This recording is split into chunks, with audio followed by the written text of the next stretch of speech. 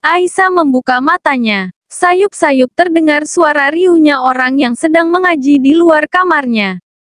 Perlahan dia mengumpulkan kesadarannya, mengingat jika dia pingsan sesaat setelah Abah menghembuskan nafas terakhirnya. Sayang, akhirnya kamu sadar, ucap Alfian yang rupanya sedari tadi setia menemaninya yang pingsan. Aisyah tak menjawab, dia hanya langsung mencoba beranjak dari tidurnya. Sayang, istirahatlah, badanmu sangat lemah. Aisyah melihat suaminya, hingga tak terasa air mata kembali menetes. Namun dia segera menyekanya. Aku ingin mengaji di samping Abah. Alfian melihat kesedihan yang teramat dalam dari mata dan suara istrinya. Dia lalu mengangguk sambil mencoba membantunya untuk berdiri. Setelah membantu istrinya untuk wudhu dan memakai cadar, Alfian lalu memapah Aisyah keluar kamar. Dengan tubuh yang lemah dan sempoyongan Aisyah berjalan di papah Alfian menghampiri jenazah sang ayah yang telah terbujur kaku di tengah rumah. Aisyah melihat banyak pelayat yang datang dan mendoakan. Begitu juga dengan para santri yang bergantian untuk mengaji. Zainab langsung menghampiri adiknya. Sambil menangis dia membantu Aisyah untuk duduk di samping Umi. Setelah duduk, Aisyah langsung memeluk Umi yang tampak sudah lebih tegar. Ingat pesan Abah, beliau ingin kita ikhlas dan mendoakannya. Bisik Umi mencoba menenangkan putrinya. Aisyah langsung menyeka air matanya. Dia lalu melihat jenazah Abah di depannya. Aisyah mengambil Al-Quran lalu mengaji dengan khusyuknya. Walaupun sesekali dengan air mata yang menetes dengan sendirinya. Pelayat datang silih berganti. Suasana duka amat sangat kental terasa. Di mana semua orang bukan hanya keluarga dan sanak saudara tapi juga seluruh santri dan masyarakat sekitarnya merasa sedih dan sangat kehilangan. Aisyah terus mengaji. Dia berhenti ketika ada ibu mertuanya datang menghampiri. Ibu memeluk Aisyah dengan eratnya. Dia meminta menantu kesayangannya itu untuk sabar dan mengikhlaskan kepergian sang ayah. Sementara itu, Zaidan tak sengaja berpapasan dengan Anita yang tengah sibuk membawa peralatan medis juga obat-obatan yang digunakan Abah untuk disimpan kembali di ruang pelayanan kesehatan. Anita yang mencoba menghilangkan kesedihannya dengan melakukan aktivitas kaget melihat Zaidan di depannya. Langsung menundukkan kepalanya. Biar aku bantu. Tanpa menunggu jawaban, Zaidan langsung mengambil kardus di tangan Anita dengan hati-hati agar mereka tak bersentuhan. Setelah itu dia langsung berjalan meninggalkan Anita yang masih berdiri terpaku. Dia akhirnya mengikuti dari belakangnya untuk menyimpan beberapa sisa barang yang masih ada di tangannya. Sesampainya di tujuan Zaidan menyimpan kardus di atas meja. Dia lantas melihat Anita yang masuk ke ruangan dengan seorang santriwati menemaninya. Terima kasih. Anita juga menyimpan barang di tangannya dengan tanpa melihat Zaidan di sampingnya. Zaidan mengangguk kecil, lalu akan langsung pergi. Jangan lupa makan dan minum obat lambungnya. Ucap Anita tiba-tiba dengan pelan. Zaidan menghentikan langkahnya. Awalnya dia kaget dari mana Anita tahu akan penyakit lambungnya yang sedang kambuh. Namun kemudian dia ingat jika pasti kakaknya yang memberitahu. Apa obatnya dibawa? Tanya Anita lagi sambil sibuk mengeluarkan beberapa obat dari dalam kardus. Zaidan lantas ingat jika dia memang lupa tidak membawa obatnya. Tidak, aku lupa. Jawabnya sambil terus membelakangi Anita. Anita lantas berjalan menuju tempat persediaan obat. Mencari obat lambung untuk Zaidan. Dia kembali ke meja. Menyimpan obat itu di atasnya. Ini, minumlah sebelum makan. Zaidan membalikkan badannya. Langsung mengambil obat di atas meja lalu pergi meninggalkan ruangan itu. Sambil tersenyum senang akan perhatian Anita padanya. Zaidan merasa Anita telah menghiburnya di tengah kesedihannya karena kehilangan sosok yang dikaguminya. Aisyah memaksakan diri untuk melihat Abah dikebumikan.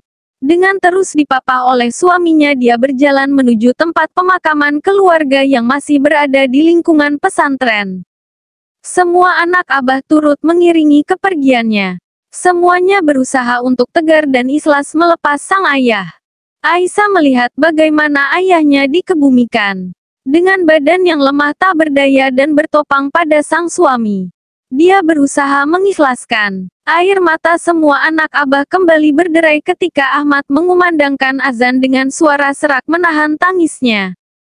Tampak jelas jika anak tertua Abah itu berusaha keras untuk tetap menyelesaikan azan di tengah kesedihannya yang teramat dalam. Seiring dengan Ahmad yang balik ke atas, Aisyah jatuh duduk terkulai lemas. Karena kini dia tahu jika saatnya tanah akan diturunkan. Ahmad menghampiri adiknya. Dia memeluk Aisyah erat. Berbisik sambil menangis terisak. "Ikhlaskan, Dik." Ahmad dan Aisyah tampak saling menguatkan. Mereka menangis terisak begitu tanah diturunkan. Aisyah baru tersadar setelah pingsan untuk yang kedua kalinya. Yang terakhir dia ingat dia tak sadarkan diri di pelukan kakaknya. "Dik, kamu sudah sadar." Zainab dan Lela memegang tangannya. Maryam, Siti dan Anita yang juga berada di sana terlihat lega melihat Aisyah yang sudah sadar. Anita lalu memeriksa keadaan sahabatnya. "Tubuhmu lemah sekali. Sepertinya kamu harus diinfus." Aisyah tak menjawab. Dia hanya terdiam tampak tak berdaya. Alfian yang dipanggil oleh Siti langsung memeriksa keadaan istrinya. Dia tampak khawatir melihat kondisi Aisyah yang semakin melemah. "Aku akan mengambil infusan," ucap Anita sambil pergi meninggalkan kamar.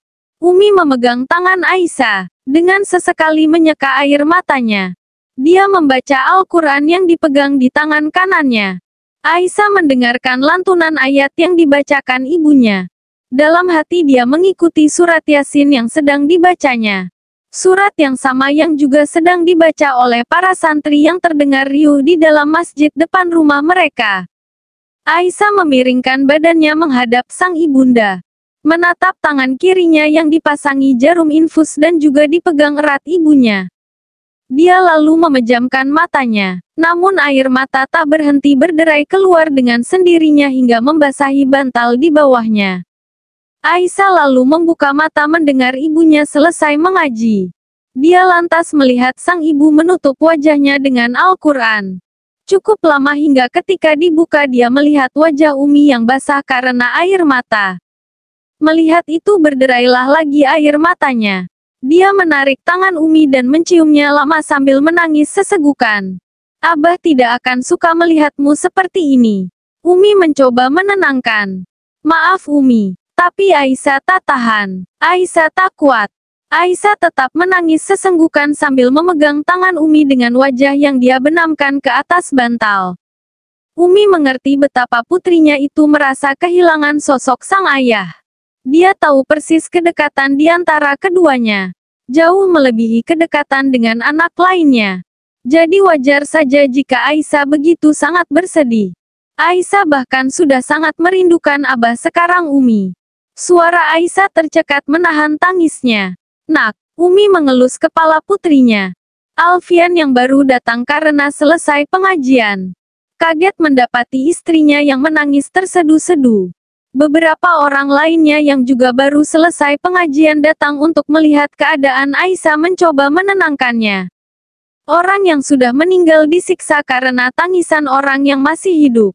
Ahmad mengusap kepala adiknya. Seketika Aisyah langsung menghentikan tangisnya.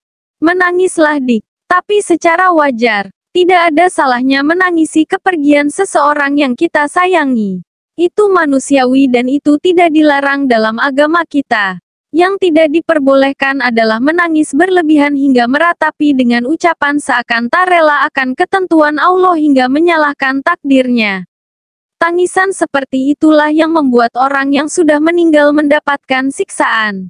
Ingat Dik, air mata itu halal. Ucapan yang haram." Ahmad menasihati sang adik.